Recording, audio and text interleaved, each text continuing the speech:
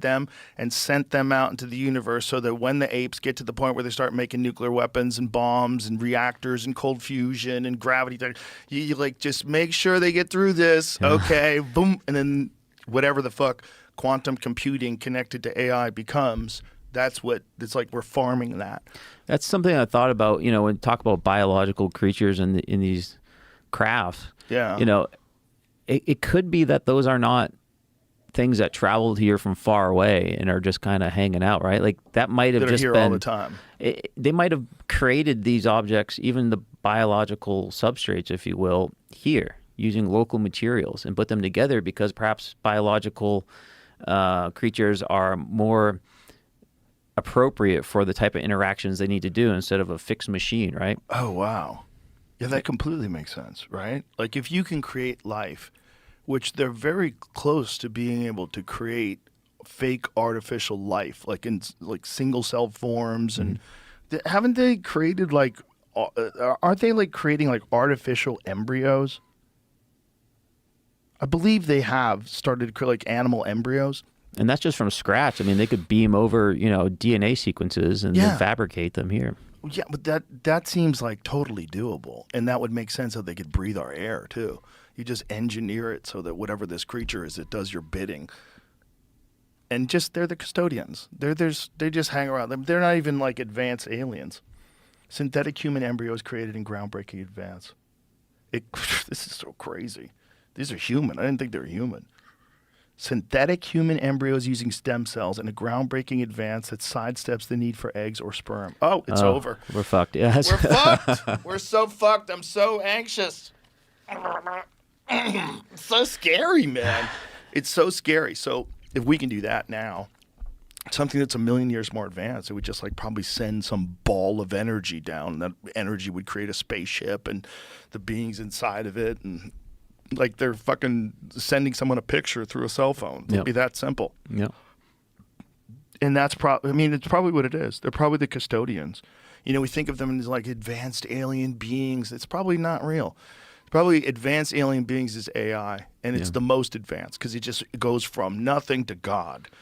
And maybe it needs custodians. The only thing that would change my mind on that is if they did truly have some kind of faster than light travel that allowed them to transport, physical objects from extreme distances to nearby, right?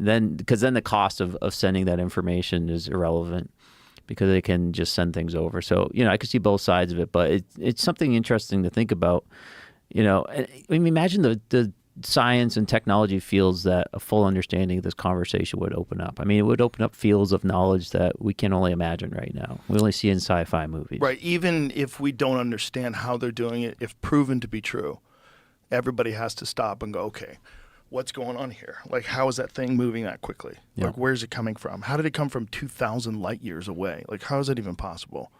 And then they have to figure it out. And how? I don't know. I mean, maybe what is your take on the crashes? Because that to me is always like, God, if you're so advanced, you can come here from another galaxy. Why do you fuckers keep crashing? Like, what is that? And then I'm sure you're aware of Diana Pasulka and her stuff.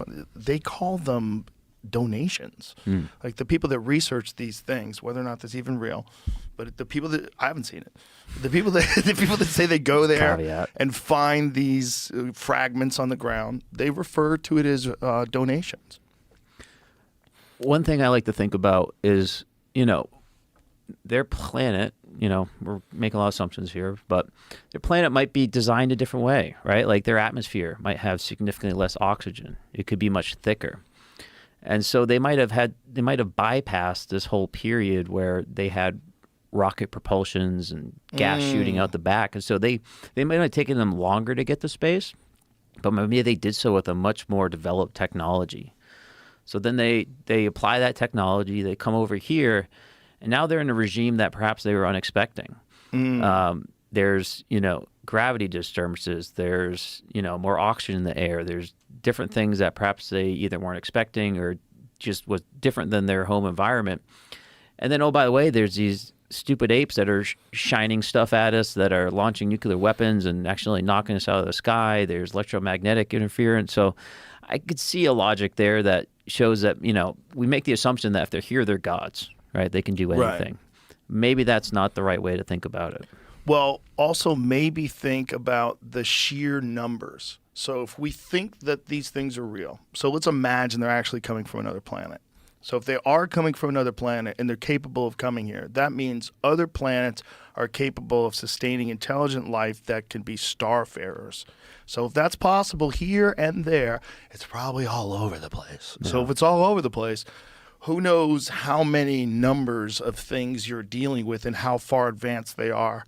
And like you said, like what technology did they develop? We always think technology is like completely linear.